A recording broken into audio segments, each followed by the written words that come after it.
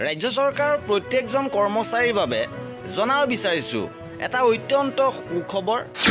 শেহতীয়াভাৱে পুনৰ বিত্ত বিভাগৰ ফালৰ পৰা এক অফিচিয়েল লেটাৰ আহিছে, য'ত কৰ্মচাৰীসকলৰ বাবে সুখবৰ আহিছে।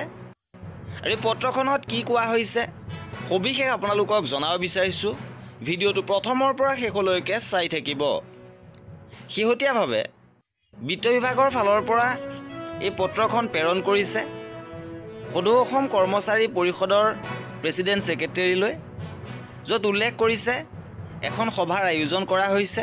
আৰু পত্ৰখনৰ জৰিয়তে জনাইছে যে আজি বিয়লি 4 বজাত বিত্ত বিভাগৰ ব্লক চি জনতা ভৱন দিছপুৰত এখন গুৰুত্বপূৰ্ণ সভা আয়োজন কৰিছে, য'ত দৰমহা পেকেজ একাউণ্টৰ অধীনৰ অসম চৰকাৰৰ সকলো নিয়মীয়া স্থায়ী কৰ্মচাৰীৰ জিৰ' প্ৰিমিয়াম বীমা কভাৰেজ আঁচনিখনৰ ৰূপায়ণ সন্দৰ্ভত আলোচনা কৰা হ'ব।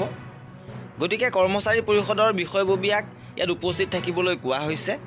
আৰু উল্লেখযোগ্য যে ৰাজ্য চৰকাৰে কৰ্মচাৰীসকলৰ বাবে জিৰ' প্ৰিমিয়াম ইঞ্চুৰেঞ্চ স্কিমৰ মুকলি কৰিছে।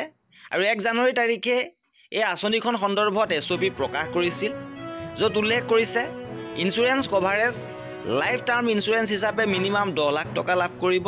পাৰ্চনেল এক্সিডেণ্টেল ইঞ্চুৰেঞ্চৰ ক্ষেত্ৰত ডেথ 1 কোটি টকাকৈ, পাৰ্মানেণ্ট টোটেল ডিজেবিলিটি 1 কোটি টকালৈকে, আৰু পাৰ্মানেণ্ট পাৰ্চিয়েল ডিজেবিলিটি 80 লাখ টকাকৈ, আৰু এয়াৰ এক্সিডেণ্টেল ইঞ্চুৰেঞ্চ হিচাপে 2 কোটি টকাকৈ লাভ কৰিব।